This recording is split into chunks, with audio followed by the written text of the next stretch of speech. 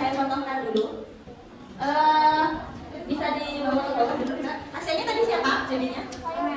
Oh ya, yuk diambil tiduran. Sebelahnya itu ya katanya saya. Sebelahnya itemnya.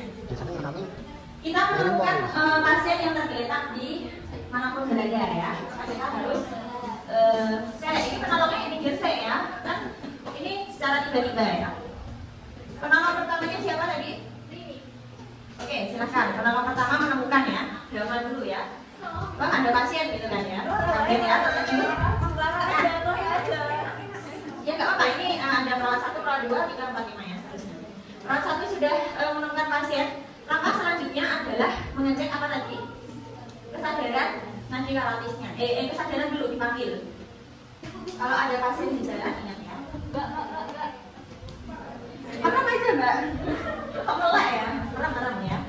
Kemudian apabila secara verbal tidak respon tadi diapakan? Rangsana nyeri ya, rangsana nyeri di mana? Di sternum ya. Nah, kemudian sudah di rangsana nyeri sudah, masih nggak respon ya.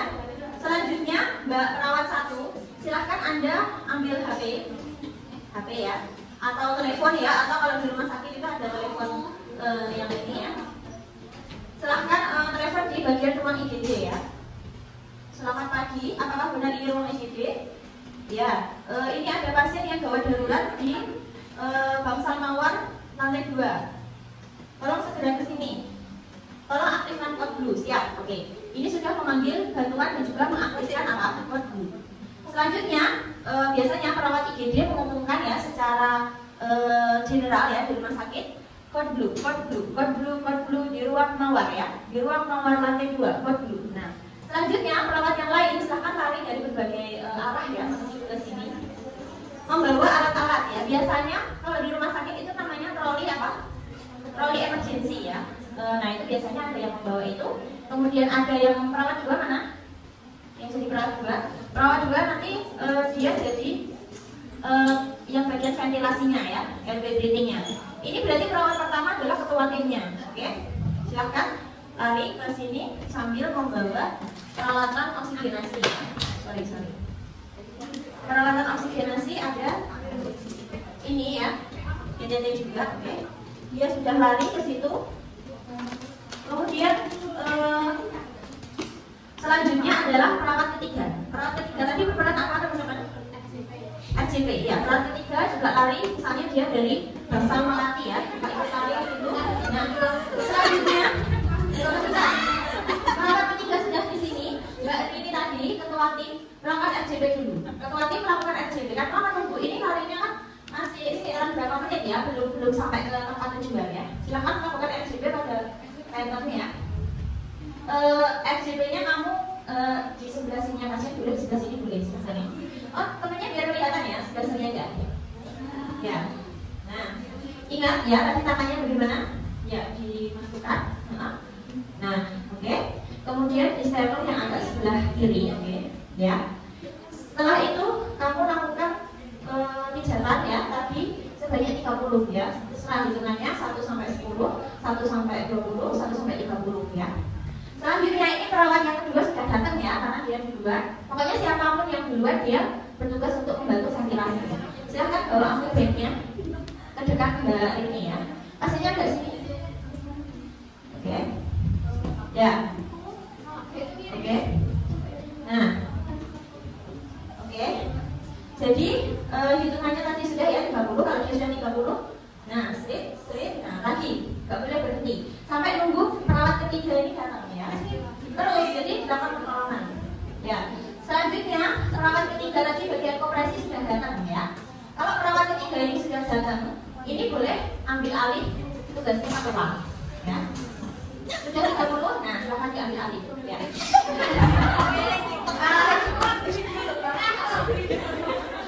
Mantap ya. Kalau kita melakukan pijatan ke pasien ya, itu mantap ya. Posisinya itu ada posisinya ya. Kalau kita belajar RGP itu harus sejajar bentuknya. Jadi ingat Mbak Mara bentar dulu. Ini harus sejajar, bentuknya harus sejajar ya kan.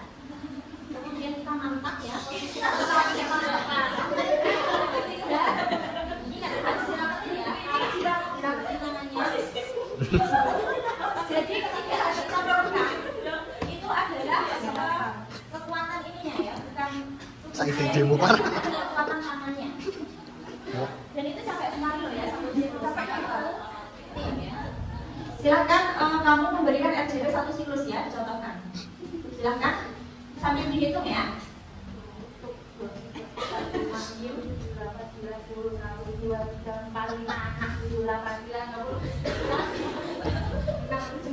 20 langsung isikan. Nah, lagi 1, 2. Nah, seperti itu. 1 siklus adalah seperti itu. Oke, perawat selanjutnya pada datang ya, sudah sampai di tujuan ya.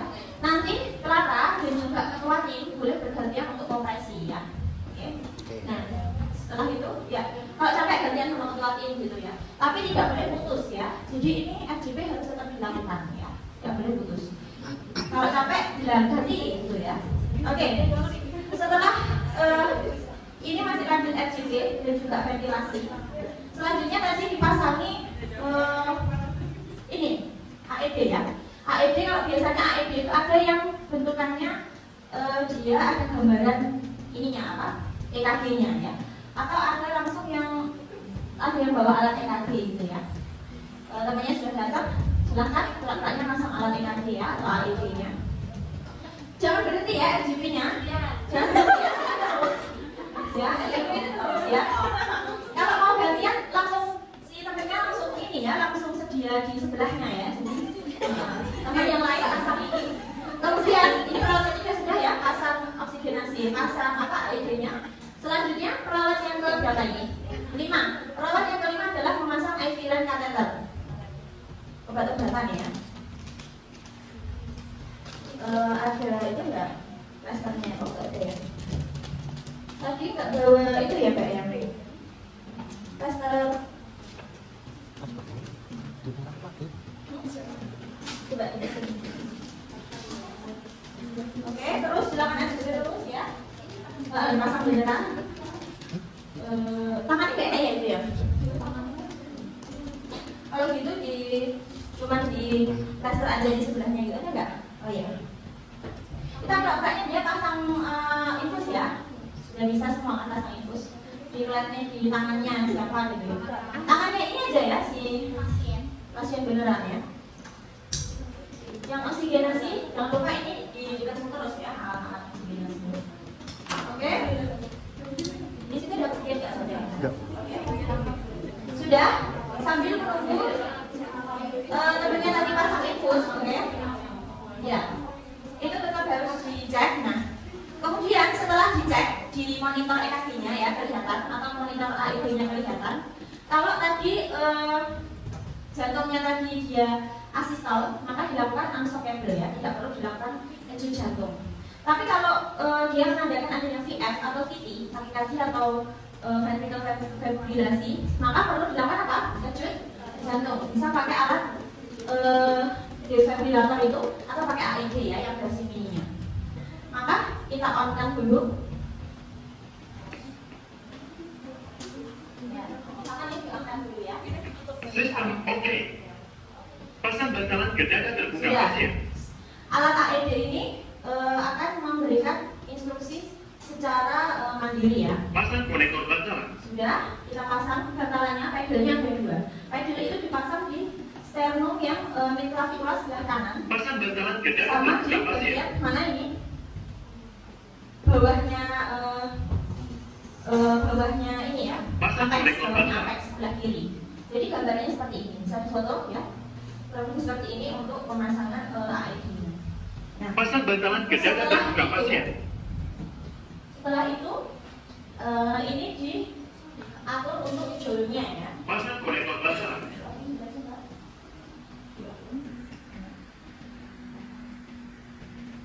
Sudah. Nah, setelah ini tadi sudah dipasang ya, bantalan pedelnya dua-duanya sudah dipasang.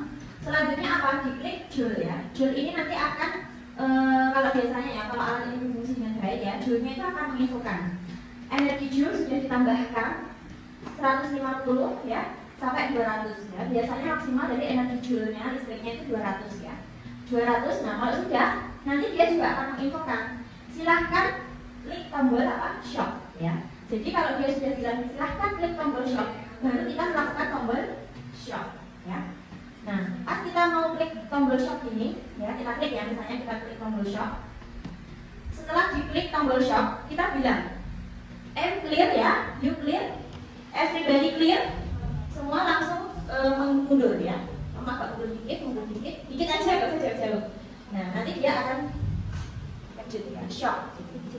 Jadi begitu ya, tapi nggak ada bunyi yang kalau di sinetron kan sampai bendel-bendel gitu ya, enggak, biasa aja. Tapi listriknya itu besar ya, jadi kita harus tidak boleh memegang.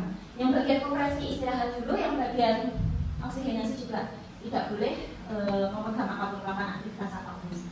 Bisa dimengerti ya. Jadi nanti ketika si listrik ini masuk ke tubuhnya pasien, tidak akan ada respon apa-apa, cuma bunyi shock gitu. Dia akan mesinnya bunyi ada shock gitu. Nah, kalau sudah gitu, lakukan RGP kembali. Lakukan RGP kembali. Tidak. Iya, ini sudah akan memberikan instruksi. Gitu. Jadi kalau AED itu otomatis memberikan instruksinya. Tapi kalau nggak ada AED, kita pakai defibrillator itu, kita yang memberikan instruksi, ketua tim biasanya. Semua, clear, you clear, everybody clear, langsung. Biasanya yang shock itu adalah ketua timnya. Seperti itu. Nanti kalian akan belajar yang bagian DC shock ini di materi selanjutnya kayaknya ya, setelah ini ya. Nah, itu nanti akan dipelajari di sana. Kalau ini saya hanya akan mempelajari alat AED-nya. Dia versi ini dari alat DC shock ya.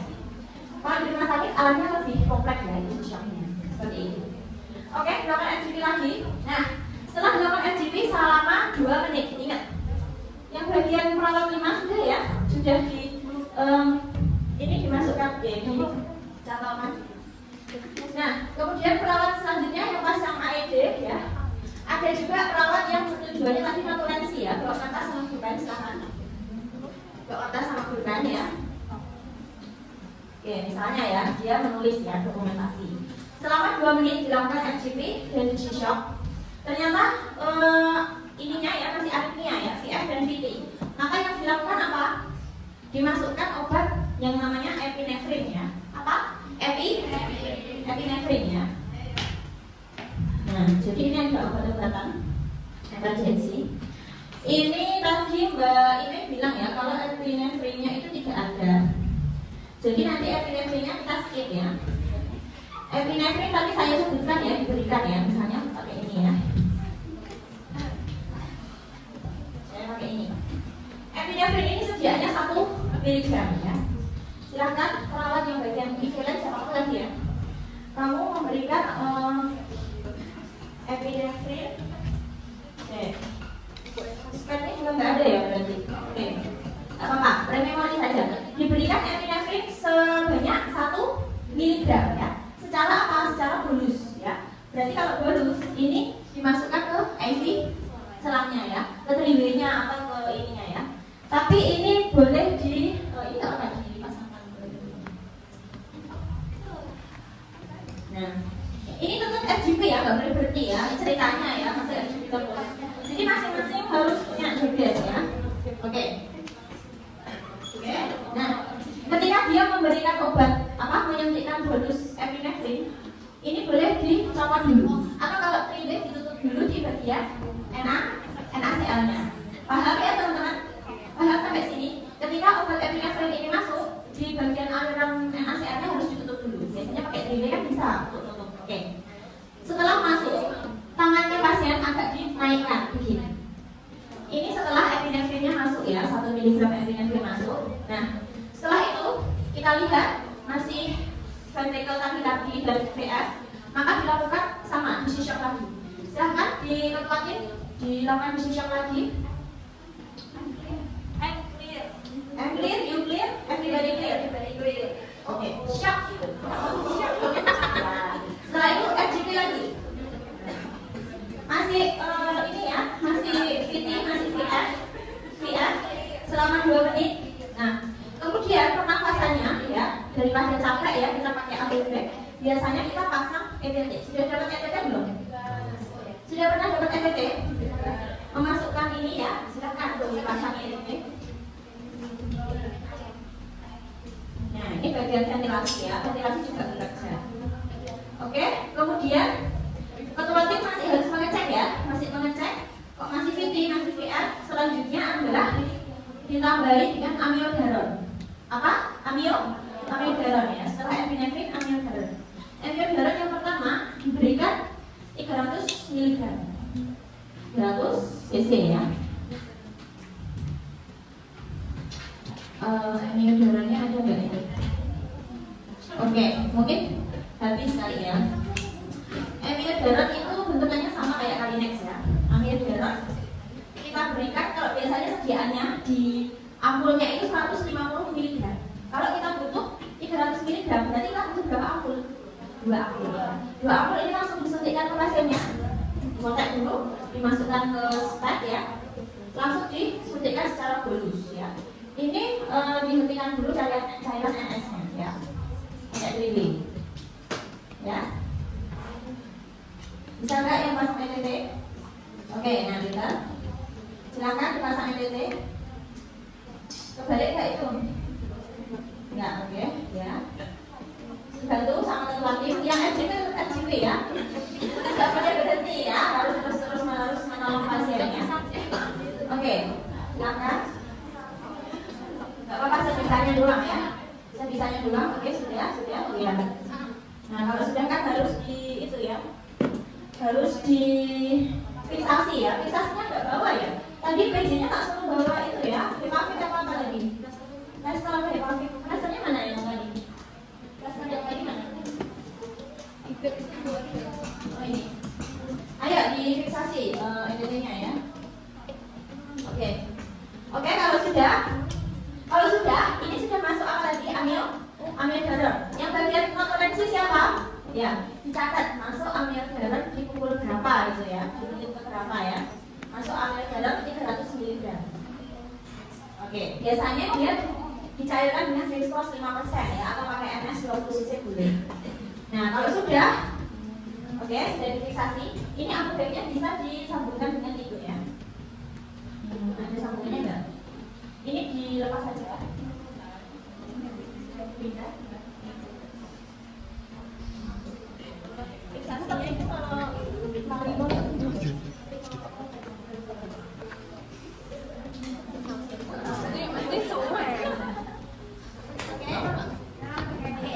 ya, jadi seperti itu ya. Nah, tetap dilakukan terus. Ini sudah mencatat, dimasukkan apa tadi? Amiodarone. Kita lihat tadi apa tadi?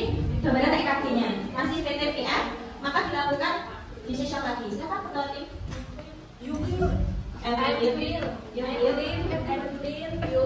Everybody clear. Analisa. Kan cuma menggangguin ya. Oke, shock gitu sudah. Lagi RGP lagi. Oke. Seperti itu terus ya. Per 2 menit diberikan lagi epinefrin lagi.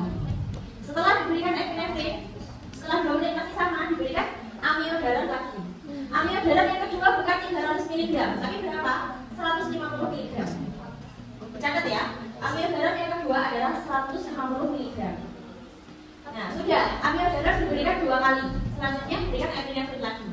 Kalau masih sama, pasiennya masih sama, tidak boleh diberikan amiodarone lagi. Maksimal amiodarone hanya 2 kali.